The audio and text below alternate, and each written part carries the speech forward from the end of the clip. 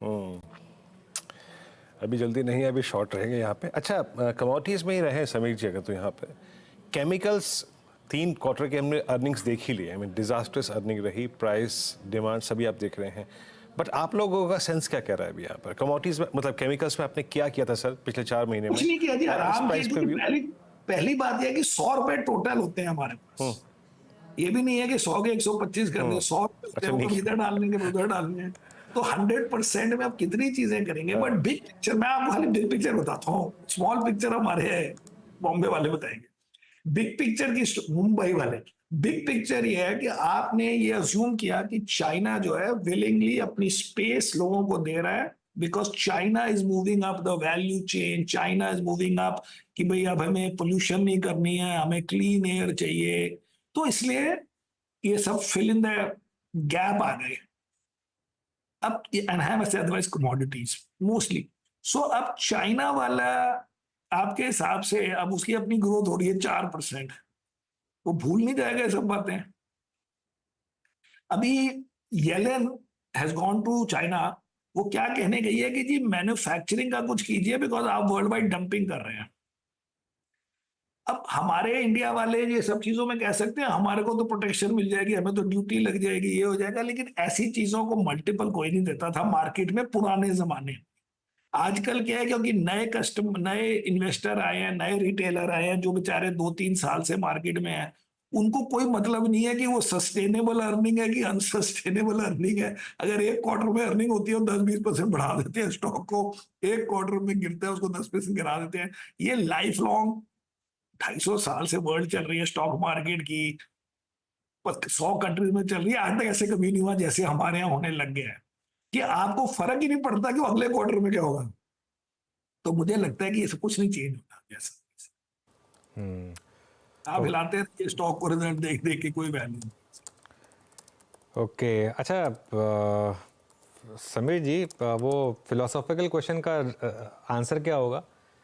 अगर वो कोई एक एमएनसी अगर रॉयल्टी ले तो वो बैड कॉर्पोरेट गवर्नेंस है या सच इज क्वेश्चन ये लाइफ? है जी कि इन कंपनियों को लोग बड़े हाई कॉर्पोरेट गवर्नेंस गिनते हैं। हाँ मैं ये पॉइंट कहना चाहता था हाँ कि आगे लेक्चर देते हैं कि हम हाई कॉर्पोरेट गवर्नेंस। मैं हमेशा बोलता हूँ कि कॉर्पोरेट गवर्नेंस में गुड को छोड़ो, बैड नहीं होनी चाहिए। और बैड का मतलब होता है रियली बैड, बिकॉज 80-90% है वो ठीक है corporate governance, which is okay. ये कहना कि गुड कॉर्पोरेट गवर्नेंस है ऐसे कोई घर से आके आपको दे रहा है कुछ। अगर जैसे कोई अगर एम्प्लॉई चोरी करे तो हम कहते हैं बुरा एम्प्लॉई है, अगर चोरी ना करे तो ना कहते हैं किसी को देखो जी हमारा एम्प्लॉय चोरी नहीं करता। लेकिन कंपनियों में कॉर्पोरेट गवर्नेंस कहती है देखो जी he does not do all these things, कितना great guy. No, he is not a great guy, he is supposed to not do all these things. But if he does once in a while, as I said, part of real life kind of issue है।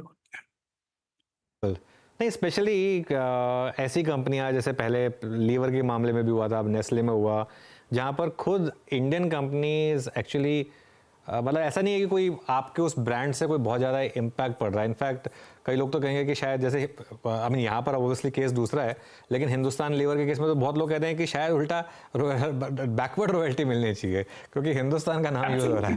एक तो royalty मिलनी चाहिए हाँ कि सारे जो उनके सीनियर मैनेजमेंट है हाँ वो इंडिया से ट्रेन हुए। हाँ तो एम्प्लॉय ट्रेनिंग की रॉयल्टी दो हमारे को कि सारे इंडिया में आपने उनको टफन किया, उनको भगाया दौड़ाया, वो हाँ सारे बड़े होके लीवर्स के टॉप मैनेजमेंट बन गए। वो सब इंडिया से हायर हुए थे। तो इंडिया को रॉयल्टी मिलनी चाहिए इस बात की कि इतनी रिक्रूटमेंट बढ़िया करते हैं हमारे इंडिया कंपनी वाले। नहीं, बिल्कुल। अच्छा, खैर एनीवे ये तो खैर इस पे एक अच्छी खासी बहस हो सकती है करने जाएं तो। अच्छा समीर जी, एक स्पेस जहां आपने बहुत पैसा बनाया वो है होटल्स। और पिछले 3 साल में हमारी मतलब 3-4 साल में आंखों के सामने ताज ग्रुप ने इतनी नई प्रॉपर्टीज़ बना डाली है। वो जिंजर खुल गया, उससे पहले वो ताज सेंटा क्रूज खुल गया था, और सबके सब हाउस मतलब बिल्कुल फुल रहती हैं। ये क्या हो रहा है यहाँ पर? और जिस तरीके के एवरेज रेवेन्यू पर बहुत लोगों ने पहले कहा था कि ये कोविड के बाद का रिवेंज ट्रैवल है, लेकिन अगर सिर्फ रिवेंज ट्रैवल होता तो अब तक तो खत्म हो गया होता। ये रिवेंज खत्म हो गया मुझे लगता है, लेकिन क्या हुआ, दो बातें हुई। एक तो for whatever reason Indians ने भी और वर्ल्ड वाले लोगों ने भी सोचा होगा कि अब लाइफ इज वेरी अनसर्टेन तो लेट अस स्पेंड मोर और व्हाटएवर। बट जो रिच या स्लाइटली और बेटर वेल ऑफ है उनकी तो कोई चीज कम नहीं हो रही है। ये डिवाइड ज्यादा बढ़ गया है between the rich and the normal और रिच एंड द पुअर। तो ये अगर आप देखिए होटल भी, सस्ते होटल वो कहते हैं खाली है, महंगे वाले होटल फुल होते हैं। कार सस्ती वाली बिकती नहीं है, महंगी वाली की वेट लिस्ट होती है। आप बैग देखो, वो हरमीज के बैग आपको मिलना ही नहीं है 3 महीने तक। रोलेक्स की घड़ी अभी भी नहीं मिलती, हर वक्त लिखा होता है ओनली फॉर एग्जीबिशन पर्पसेस। खाली वो एक दो मॉडल अपने जो रेगुलर बनाते हैं वो बेचते रहते हैं, बाकी मिलते ही नहीं है। So it's the same thing world wide. It is की because it is targeted at better off, richer, whatever, not better off is the wrong word, whatever is the word, जो इकोनॉमिकली अच्छा कर रहे हैं। तो वो उसमें जो भी थीम आती है हमें आजकल पसंद है स्टॉक मार्केट की तरफ से, और उसमें होटल्स में ये कॉम्बो बन गया है। तो अब है तो है अब, लेकिन ऑल्सो क्या कि अभी तक डोमेस्टिक टूरिस्ट ही चल रहे हैं, फॉरेन टूरिस्ट तो बहुत आए भी नहीं है, बिजनेस भी बहुत ज्यादा नहीं आया, तो इसलिए it can go on for long. Also I feel कि इन एब्सोल्यूट इंडियन होटल के rooms are not Indian hotel, mean not Indian hotel, India के होटल्स के रूम्स जो हैं वो बहुत ज्यादा उनकी प्राइस इंक्रीज हुई। मैंने आपको आई थिंक पहले भी बताया था कि मैं जब 90s में मैं इंडिया आया था अलायंस कैपिटल के लिए, तो मैं ओबरॉय उसमें रहता था, Nariman point which is now called Trident. उस वक्त मुझे यहाँ तक याद है 5, 5.5, 6 हज़ार रुपए देते थे फॉर लॉन्ग स्टे। अभी भी आप 10-11 हज़ार रुपए में वहां रह सकते हो लॉन्ग स्टे में, मेरा गेस है। बिकॉज अब तो नॉर्मली जाओगे तो 10-12 हज़ार में काम हो जाएगा, तो अगर लॉन्ग स्टे कमिट करो तो दैट मीन आफ्टर 30 ईयर्स उसकी कोई 40-50% प्राइस इंक्रीज नहीं हुई है for a room. So I think there is potential. The public अच्छा, is interested, public is spending and they want to travel, and वो TV fridge वगैरह ले चुके हैं, ये सब चीजें हो चुकी है। अच्छा समीर जी, ये मार्च की टर्बुलेंस में मिड कैप में स्मॉल कैप में जो पेन था, आपके म्यूचुअल फंड में कैसा पैसा आया? हालांकि पिछली इंटरेक्शन मेरी दिनशॉ जी से हुई थी, कैसा पैसा आ रहा है वहाँ पे, और म्यूचुअल फंड अभी हमारा तक की अच्छा हो गया। प्रदर्शन कैसा हमारा रहा है वहाँ पे? एक थोड़ा तो सा हमारी इसका बताइए। एनएवी बढ़ गई है 24% 4 महीने में, एंड परफॉर्मेंस अच्छी रही है, तो इसलिए पैसे आ रहे हैं। लेकिन हमने मार्च में था कि मार्च में था ना, हमने वो दूसरा फंड भी किया, बैलेंस एडवांटेज। तो टोटल मिला के अब हमारा एयूएम हो गया है कोई 1400 ऑड करोड़, तो विच इज नॉट बैड। 500 से शुरू किया था 4 महीने पहले, एंड आई रिमेम्बर कि मैंने फेब में ट्वीट किया था कि 1000 करोड़ हो गए हैं। तो अब वो थोड़ी एनएवी भी गेन हुई होगी, लेकिन अनदर 1.5 महीने में 1400 हो गए, तो ठीक है। इसका मतलब मैं डे टू डे नहीं देखता हूँ, बट बिग मुझे अब सबसे पहले चाहिए कि परफॉर्मेंस अच्छी करें वो लोग, बिकॉज परफॉर्मेंस से हम सबकी इज्जत जुड़ी हुई है, साइज अपने आप आएगा बाद। ये कितना सर, लॉन्चिंग कितना था? 500 करोड़ से अब 14,000 crore 500 and I think 49 crore और सो था, एंड अब बट हमने एक और भी फंड, वो तो बड़ा कम है साइज, बट अगर आप खाली वो फर्स्ट फंड को लें, आई थिंक 1160 या कुछ है, या 1180 कुछ है, जो 549 वाला। Okay okay. अच्छा एक चीज़ और पूछूंगा सर, अभी बहुत तुलना हो रही थी मार्च में एफपीआई फ्लो टुवर्ड्स चाइना और एफपीआई फ्लो टुवर्ड्स इंडिया। कैसे रहेंगे एफपीआई फ्लोज टुवर्ड्स इंडिया अगले आने वाले कुछ महीनों में, एंड स्पेशली कौन सा सबसे बड़ा इवेंट लाइंड अप है जो आप मानते हैं, चुनाव या फिर आप मानते हैं बजट, जो सबसे बड़े आई थिंक जो इवेंट के तौर पे मानेगा? सो एक्चुअली क्या हुआ मार्च में, अब ये स्टोरी आई ब्लूमबर्ग वगैरह में कि लोग चाइना में पैसे डाल रहे हैं बिकॉज चाइना बड़ा सस्ता लग रहा है, बट मुझे लगता है वो जो बंदे फंसे हुए वो ये स्टोरियां बनाते रहते हैं।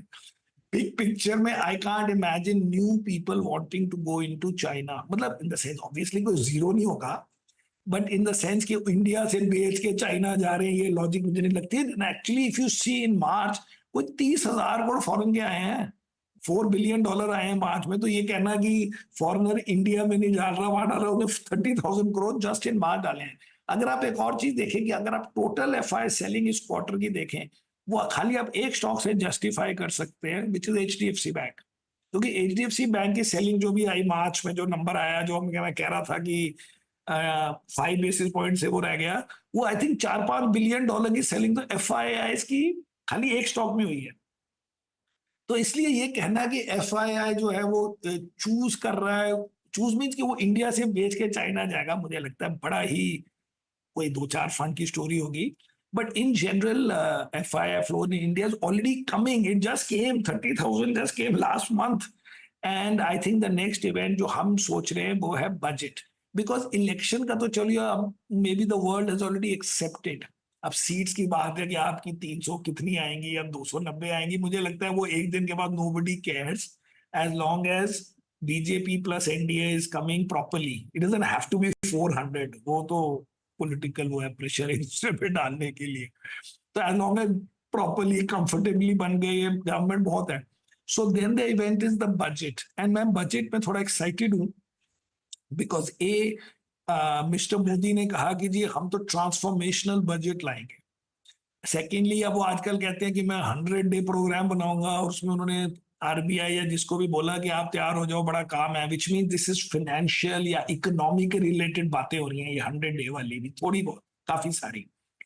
एंड थर्ड इज उन्होंने कहा, मतलब उन्होंने कहा in the budget of Feb the government said कि जी हम अपना फिस्कल डेफिसिट कम करेंगे, आई थिंक 4.5% या जो भी। तो ये सब चीजें कंसिस्टेंट नहीं हो सकती अनलेस कि आप नई नई चीजें करें, कि आप फिजिकल डेफिसिट भी कम करेंगे लेकिन साथ में ट्रांसफॉर्मेशनल भी करेंगे।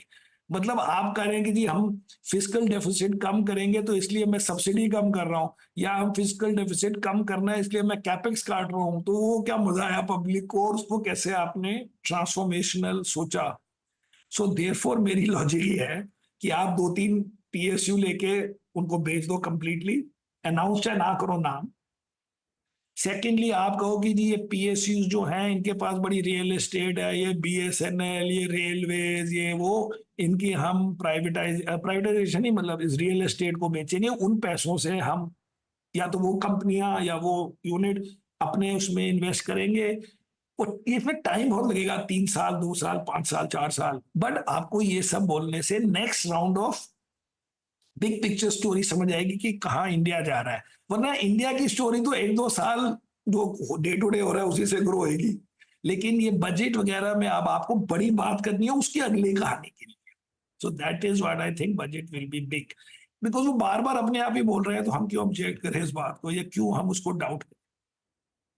ओके, बड़ा मजा आया समीर जी आपसे बात करके। अच्छा, कोई latest book recommendation? Latest book recommendation जी मैं आजकल ये पढ़ रहा हूँ, मैं तो ऑफिस में आफ्टरनून अगर एनए भी ठीक हो तो पढ़ लेता हूँ, आजकल तो मैं ये पढ़ रहा हूँ, बट ये मैं रिकमेंड नहीं कर रहा क्योंकि मैंने आप ही थोड़ी सी पढ़ी है, यू कैन सी है। अच्छा, आई नहीं रिमेम्बर। वो क्या होता है, अगर बड़ी अच्छी होगी तो मैं ट्वीट कर दूंगा, अगर नहीं अच्छी होगी तो फिर मैं आपको बताता नहीं हूँ, आप हाँ, सबका टाइम बचाने के लिए। क्या है बुक?